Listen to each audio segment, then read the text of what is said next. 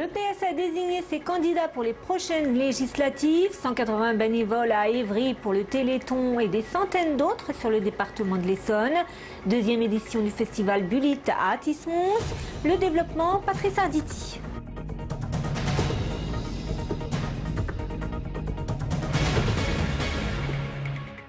Bonsoir, petit geste pour faire le 36-37, comme vous le savez, c'est le numéro à composer dès ce soir pour participer au Téléthon. 200 000 bénévoles, 25 000 animations, 53 000 associations, un tiers des villes de France mobilisées pour cette 25e édition. Ce matin à Évry, 180 bénévoles se relayaient pour assurer les quelques 30 heures de direct sur France Télévisions, avec au programme les habituels sauts à l'élastique, les tournois de poker, plus quelques nouveautés comme la nuit de la danse et même un baby-foot géant. Un téléthon qui, en 25 années, a permis de passer de la recherche fondamentale à la production industrielle de médicaments de thérapie génique. Christophe Garnier. Nouveauté de cette 25e édition du Téléthon, un baby-foot géant a été installé à l'AFM d'Évry. Il s'ajoute aux traditionnels sauts à l'élastique et autres tournois de danse ou parties de poker nocturnes destinés à doper les dons au 36-37. Ce matin à Évry, 180 bénévoles répondaient déjà au téléphone, certains donateurs ayant peut-être été dopés par la quarantaine d'essais cliniques que Généton mène désormais sur l'homme pour guérir par exemple une maladie de l'œil parmi les 8000 maladies rares. C'est des essais encourageants qui ont été menés en collaboration avec tous les bras armés de l'AFM.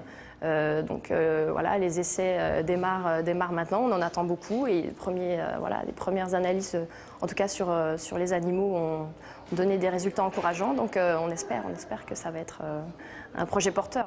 Après avoir identifié en 25 ans 3400 gènes à l'origine de la plupart des maladies neuromusculaires et après avoir par exemple réussi à traiter une cinquantaine d'enfants bulles dans les années 2000, les scientifiques du Généton ont réussi des essais prometteurs sur des souris et des chiens souffrant de cécité. Aujourd'hui, toujours avec l'argent du Téléthon, à Nantes, une équipe de scientifiques et d'ophtalmologistes ont traité les premiers patients humains avec la même technique que celle qui avait été appliquée sur le chien.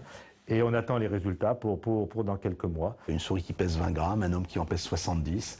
Il faut produire beaucoup plus de médicaments, il faut produire beaucoup plus de traitements. Et ça coûte particulièrement cher. Un exemple, dans l'essai que je citais tout à l'heure pour les maladies de la rétine, le traitement d'un patient va coûter 200 000 €. Grâce aux dons, l'AFM vient aussi de se doter de la plus grande plateforme de bioproduction au monde. Elle fait ainsi passer Évry de la recherche fondamentale dans les années 80 à la production industrielle de médicaments de thérapie génique. Et parmi toutes les manifestations liées à ce Téléthon, petite pensée pour les sapeurs-pompiers, particulièrement ceux de Massy. Ils vont se relayer à la barre à traction 8 heures de suite. C'est à la galerie du centre commercial. Et pour les enfants, ils auront droit à un parcours pour recevoir le diplôme de petit pompier. Passons à la politique, avec d'abord le discours du chef de l'État hier soir. Ce matin, journaux et radios se bousculaient pour en faire les analyses. Tout le monde n'était pas devant son petit écran hier soir, comme peuvent en témoigner les quelques réactions qu'une équipe de Téléson a eu bien du mal à glaner. Je ne l'ai pas regardé malheureusement. Je ne l'ai pas regardé. Pas regardé. Je l'ai vraiment pas regardé. J'ai pas écouté. Je pourrais pas vous répondre. C'est nul. Pour ce qu'il a dit hier soir à la télé là. Oh, on travaille trop mais on gagne rien du tout. Donc tout ce qu'il dit, moi j'ai pas confiance. Pas du tout suivi ce qu'il a dit. Et d'ailleurs ça m'intéresse pas forcément ce qu'il dit donc. Je le trouve très bien. Je vote pour lui, donc c'est très bien. J'espère qu'il va réussir. J'espère qu'il va tenir ses promesses en respectant la rigueur, en s'alliant avec l'Allemagne. Je l'ai pas regardé. Je l'ai pas regardé, j'ai pas eu les journaux ce matin. On passe au Parti socialiste. En Essonne, hier soir, le PS a désigné ses candidats pour les prochaines législatives. On sait que la 10e circonscription, celle de Julien Drey, demeure en suspens. Pour les autres, quelques changements. Face à Franck Marlin, dans la 2e, c'est Béatrice Perrier qui a été désignée. C'est l'assistante parlementaire de la sénatrice Claire-Louise Campion. Tandis que la maire adjointe de Montgeron, Aude Bristow, affrontera sur ses terres, dans la 8e, le député maire de hier, Nicolas Dupont-Aignan. Des entreprises scrutées à la loupe par l'URSSAF, surtout des entreprises de gardiennage. 86 en Ile-de-France que des inspecteurs ont visité en quelques heures, évidemment sans prévenir, pour faire la chasse au travail au noir. En une seule journée, les inspecteurs ont verbalisé 28 sociétés en infraction. Les nouvelles trajectoires des avions depuis 15 jours en direction d'Orly. Les appareils débutent leur descente 300 mètres plus haut qu'auparavant pour réduire les nuisances sonores. Il y a des opposants, des associations et quelques élus qui ont sélectionné un endroit symbolique pour pouvoir manifester leur désapprobation, les sous-sols de l'agence Air France aux Invalides.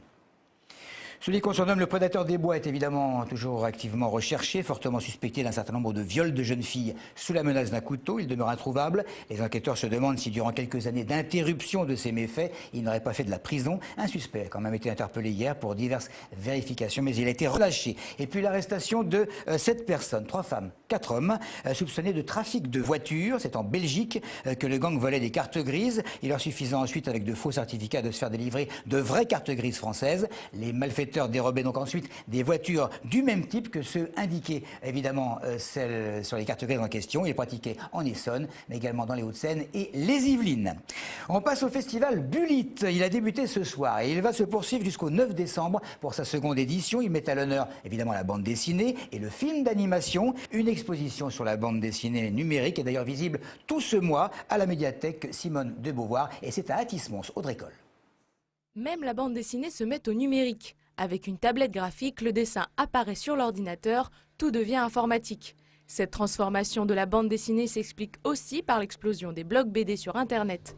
Les dessinateurs deviennent plus libres, ils testent de nouvelles techniques en lien direct avec leur public. Le numérique permet aussi à la bande dessinée de s'ouvrir à de nouvelles formes de création, à plus d'interactivité. Ça permet aussi de conquérir de nouveaux publics, des gens qui lisent sur la toile et non pas en papier. À la médiathèque Simone de Beauvoir d'Athis-Mons, l'exposition sur la BD numérique est visible pendant tout le mois de décembre, mettant en vedette 2 illustrateurs, Thomas Caden et Alexandre Franc. Cette exposition s'inscrit dans le festival Bulit, consacré à la BD et aux films d'animation. On souhaite que les publics découvrent qu'est-ce que la BD numérique, c'est la thématique qu'on souhaite mettre en avant cette année. On souhaite qu'ils découvrent de nouveaux auteurs. À travers toutes les actions qu'on propose. On propose aussi des actions pour le jeune public avec des ateliers d'initiation au cinéma d'animation et à la bande dessinée. Le festival démarre ce soir et durera jusqu'au 9 décembre. Il propose la projection de films d'animation, des ateliers pour les jeunes et une soirée spéciale pour clôturer la semaine avec la diffusion de courts-métrages d'animation. La patinoire de Longjumeau, on est en ce moment même en train de l'inaugurer. 305 mètres carrés sur le parking de l'hôtel de ville. C'est pas difficile à trouver. Il y a une équipe qui a filmé ce matin les tout derniers préparatifs sous le chapiteau. Durant un mois, il va y avoir toutes sortes d'animations. Le week-end, il y a même un spécialiste qui peut vous initier à la glisse. Voilà, et puis on passe au sport professionnel avec le football féminin tout d'abord. Match au sommet ce week-end pour le FCF Vivisy, leader du classement de Division 1. Les Essonniennes qui vont tenter de réaliser l'exploit sur le terrain de Lyon, champion d'Europe en titre. Coup d'envoi de la rencontre tout à l'heure à vivre sur France 4. On passe au hockey avec les victorieux de Champigny-sur-Marne le week-end dernier. Les Peaux-Rouges d'Evry auront fort à faire demain sur le terrain des Français volants, leader invaincu du championnat de Division 2. Coup d'envoi sera aussi donné à 18h45 à Bercy. Le handball. À présent, victoire obligatoire pour le Massy-Essonne. Lanterne rouge de la Pro D2. Les Massicois doivent absolument battre Ponto-Combo pour conserver leur chance de maintien. Et puis la boxe ce soir au gymnase Pierre de Coubertin de Massy. Christophe Détinger va tenter de redevenir champion de France des lourds légers face au Toulonnais Arami. À noter que cette réunion proposera d'autres combats professionnels avec Zinedine Benclouf, Anderson Prestott et également le retour de Gabriel Mapouka. C'est tout pour l'info. Merci de votre fidélité.